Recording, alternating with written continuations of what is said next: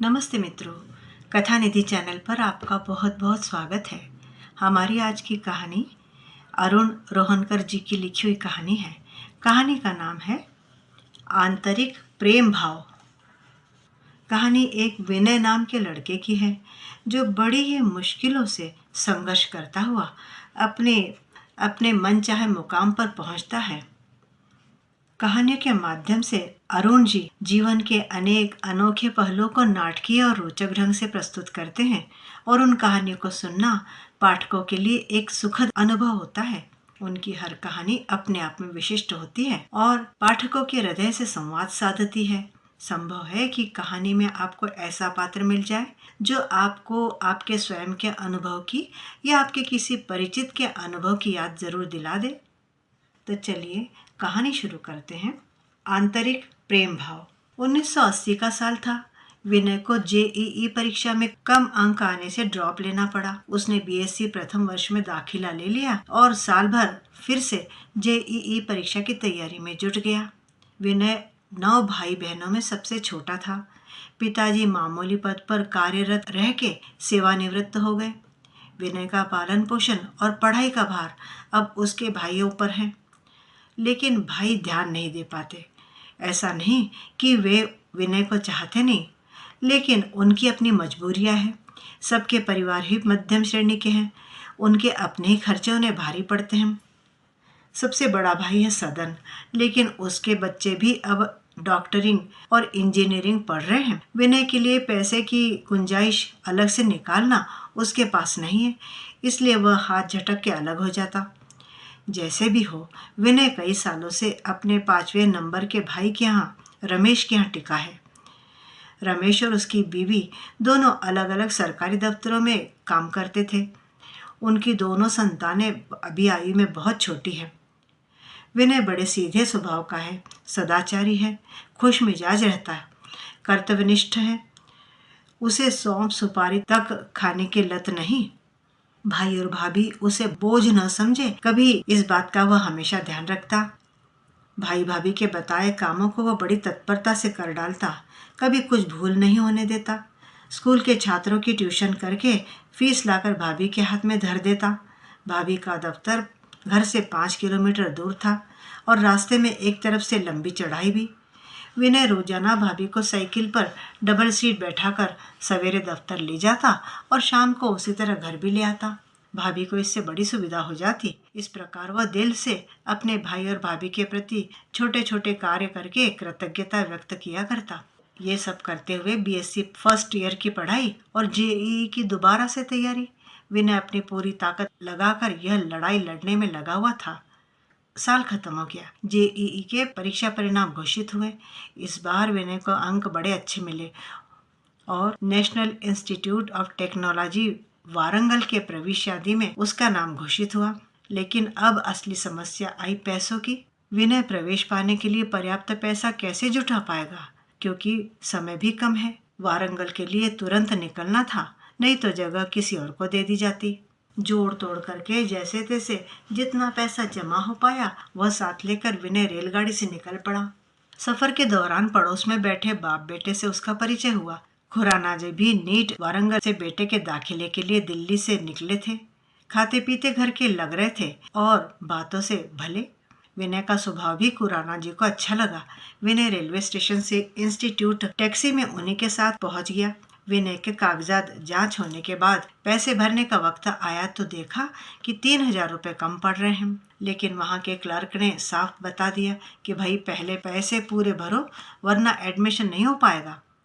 सुनकर विनय के चेहरे पर मायूसी छा गई। अगर आज एडमिशन ना हुआ तो जिंदगी भर कभी ना होगा।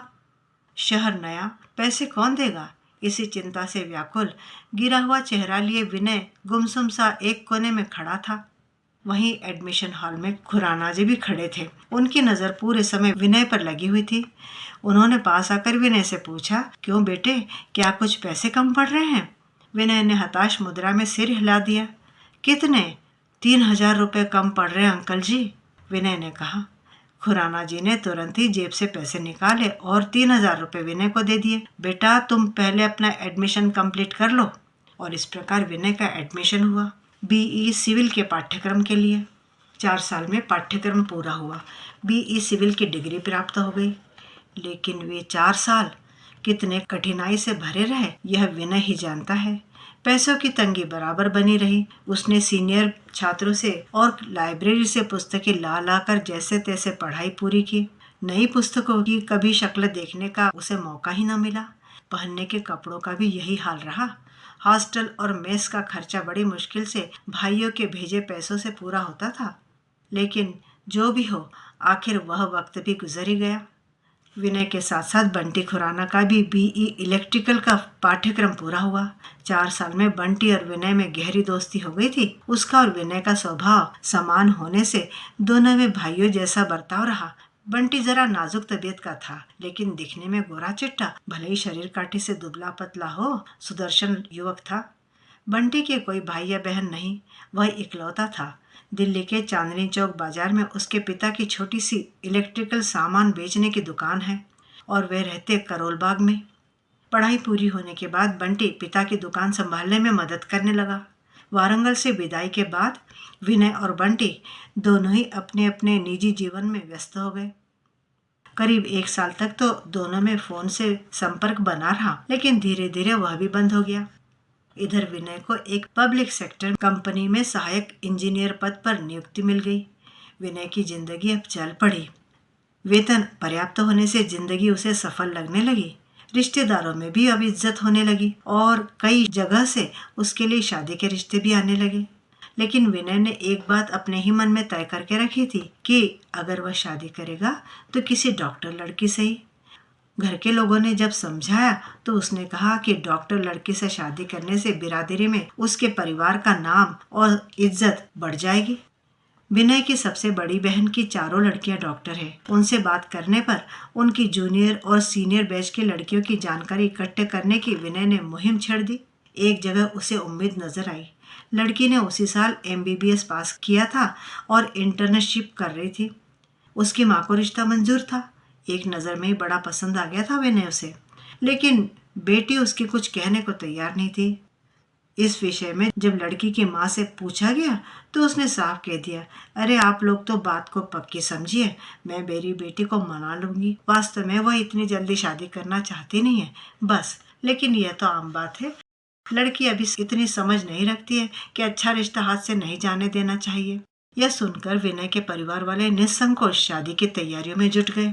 शादी अच्छे से संपन्न हुई और तीसरे दिन विनय अपनी दुल्हन को साथ लिए हनीमून मनाने कश्मीर रवाना हुआ। कश्मीर में उन्होंने 2 रातें गुजारी। तीसरे दिन सवेरे सवेरे विनय ने अपने भाई रमेश को फोन मिलाया। विनय ने हताश स्वर में भाई से नमस्ते बोला। उसकी आवाज की बेचारगी और निराशा सुनकर ही रमेश को कुछ खटका लगा। उसने पूछा, क्या बात है विनय, तुम तो हनीमून मनाने गए हो, ये तुम्हारे आवाज में निराशा क्यों?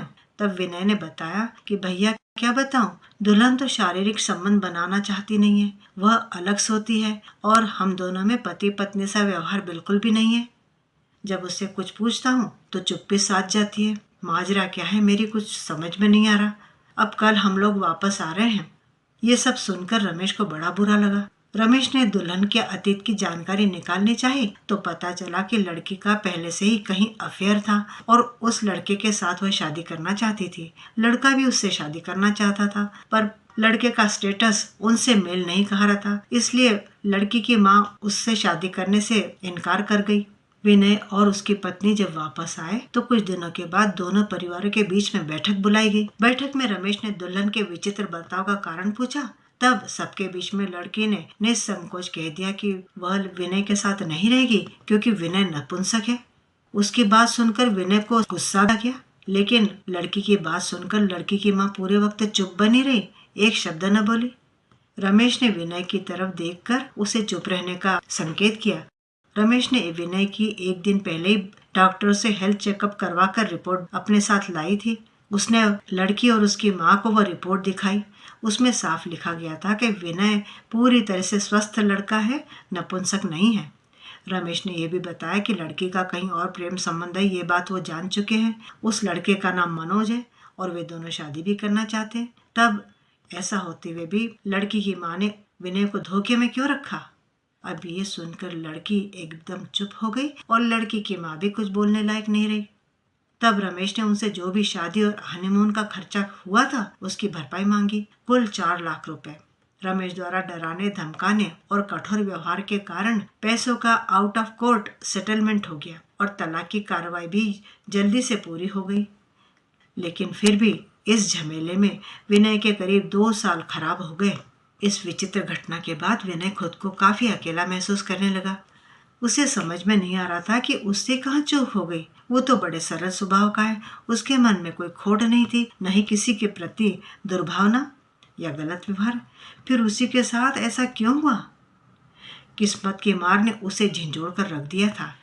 लेकिन इतना होने के बावजूद उस डॉक्टर लड़की के प्रति उसने कोई गलत भावना व्यक्त नहीं होने दी। विनय अच्छा गठीले बदन का, गोरा चिट्टा और दिखने में आकर्षक युवक था। कॉलेज में उसकी क्लास की कई लड़कियों ने उसमें रुचि दिखाई थी, लेकिन विनय जानता था कि इन सब बातों के लिए अभी उसके पास वक्त नहीं है। उसका स्नातक होना बहुत जरूरी है। अगर उसकी नज़र मंजिल से हट गई तो वह कहीं का ना रहेगा। इस बात का उसे पूरे समय एहसास बना रहा। और अब देखो, जब सही वक्त आया तो किस्मत की विडंबना देखिए। उसकी शादी एक कटु सत्य बनकर उसके गले में चुभ रही थी। विनय को नौकरी करते 7 साल हो गए थे। कलकत्ता से अब तबादला हरियाणा के हिसार में प्रोजेक्ट इंचार्ज के रूप में हुआ। प्रोजेक्ट का रिपोर्टिंग ऑफिस दिल्ली में था। इस वजह से विनय का दिल्ली आना जाना लगा रहता था। हिसार का दफ्तर ज्वाइन करे 6 माह बीत चुके थे। दिल्ली दफ्तर ने उस दिन एक मीटिंग बुलाई थी, इसलिए विनय को अपने कुछ और साथी अफसरों के साथ वहां हाजिर होना था। करीब 12 बजे बताया गया कि बड़े साहब के कहीं और व्यस्त होने से मीटिंग अगले दिन के लिए स्थगित कर दी गई थी। अब विनय के पास कल तक टाइम ही टाइम था। सोचने लगा कि अब क्या किया जाए।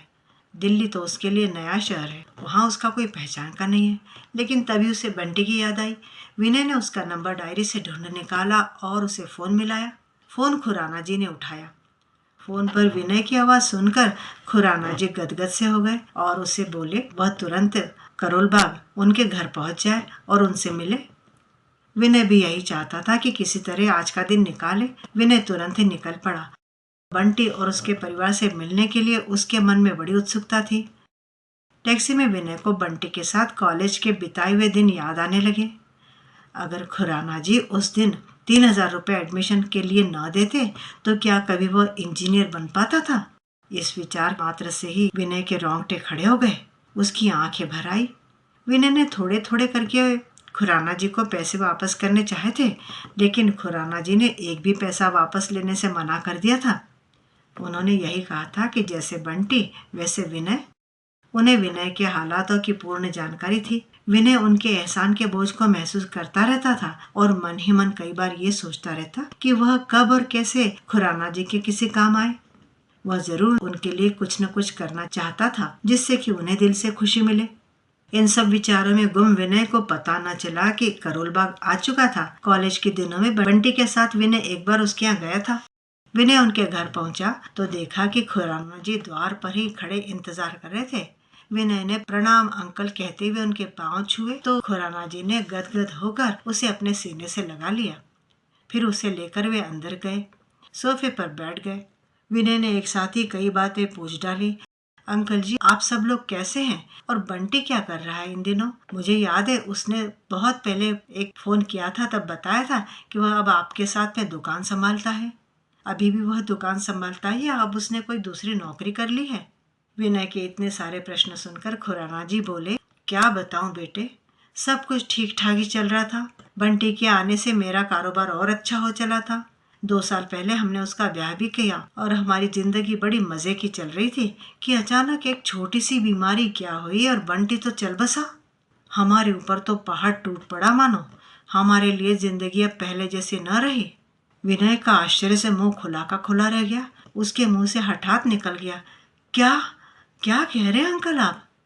हाँ बेटा, अब हमारी जिंदगी पहले जैसी नहीं रही। न ही दुकान में मन लगता है मेरा और न घर में। बहू की तरफ देखो तो मन और उदास हो उठता है। बेटा, इस बेचारी का उस सब में क्या दोष? वो बिल्कुल अकेली पड़ गई है। उसके मायके में कोई है नहीं और यहाँ न जाने मैं और कितने दिन जीवित रहूंगा उसकी देखभाल के लिए। ऐसे समय में मुझे हमेशा बंटी की माँ की याद आती है। अगर वो होती तो ऐसे दुख के समय थोड़ा हौसला तो बना रहता मेरा। लेकिन वह तो बंटी जब खुद 12 साल का था तभी गुजर गई।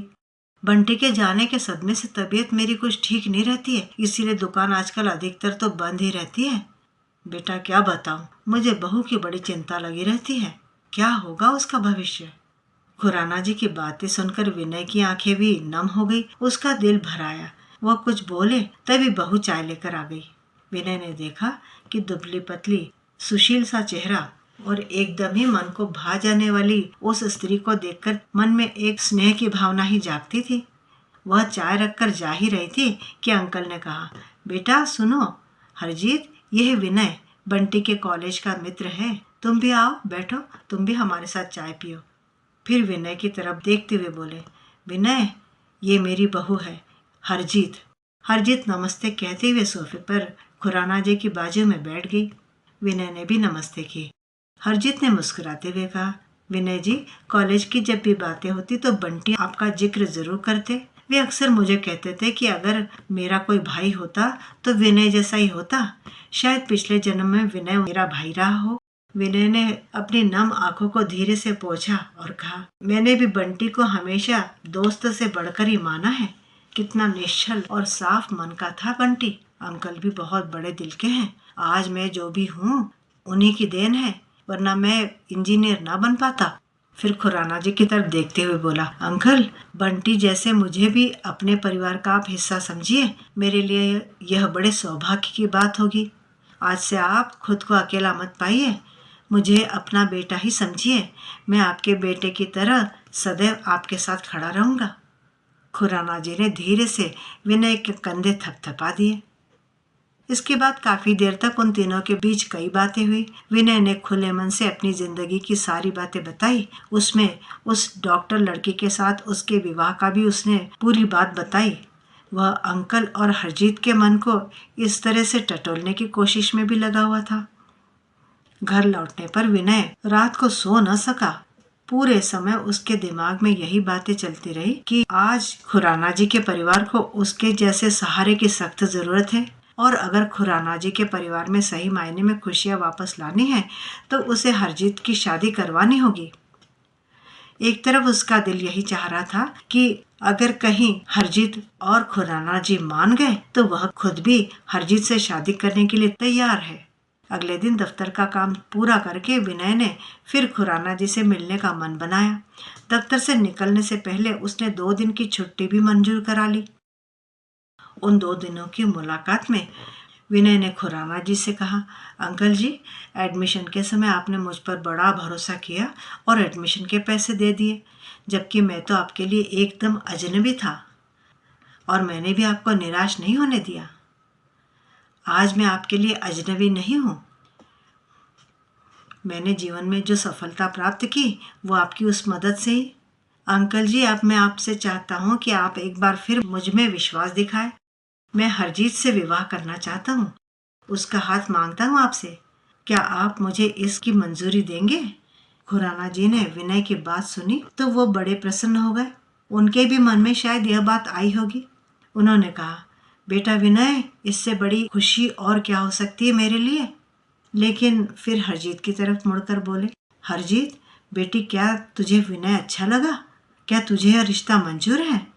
हरजीत की नजरें नीची थी। उसने धीमी आवाज में कहा, पिताजी अगर आपको सही लगता है तो आप आपको जो सही लगे वो करिए। खुराना जी ने हरजीत की बात सुनी तो मुस्कुराते हुए विनय की पीठ थपथपा दी और हरजीत की भी पीठ थपथपाई। इस प्रकार दोनों परिवारों में रिश्ते की डोर मजबूत होने लगी। खुराना जी के जीवन में फिर से एक बार खुशी आई। हरजीत भी बड़ी प्रसन्न थी कि उसे एक नेक दिल और काबिल इंसान जीवन साथी के रूप में भाग्य ने फिर से दिया है। वह अपने आप को बहुत किस्मत वाली समझ रही थी। कोर्ट मैरिज की सारी औपचारिकताएं पूर्ण की गई। खुराना जी ने अपनी बेटी हरजीत के विवाह के उपलक्ष्य में अपने सभी सगे संबंधियों और परिचितों को बुलाकर एक शानदार पार्टी दी और उपहार भेंट किए। कुछ समय बाद विनय ने भी अपना तबादला दिल्ली के दफ्तर में करवा लिया। कुछ समय बीता तब विनय के एक बेटा भी हुआ और उनके परिवार की खुशियां दुगनी हो गई। अब खुराना जी की तबीयत में भी काफी सुधार हो गया है और वे पहले की तरह अपने दुकान में मन लगाने लगे हैं। खुराना जी मन ही मन सोचा करते हैं कि भगवान, तू किसी को भी अकेला न रखना। जैसे मेरी बहू हरजीत के जीवन में तूने दोबारा खुशियां लाई, वैसे ही सबके जीवन में खुशियां भरते रहना। तो मित्रों, ये कहानी थी आंतरिक प्रेम भाव। आपको अगर कहानी अच्छी लगी है तो कहानी को लाइक जरूर कीजिएगा। चैनल पर नए हैं तो चैनल को सब्सक्राइब भी जरूर कर लीजिएगा। कहानी सुनने के लिए बहुत बहुत धन्यवाद। आपका दिन शुभ हो।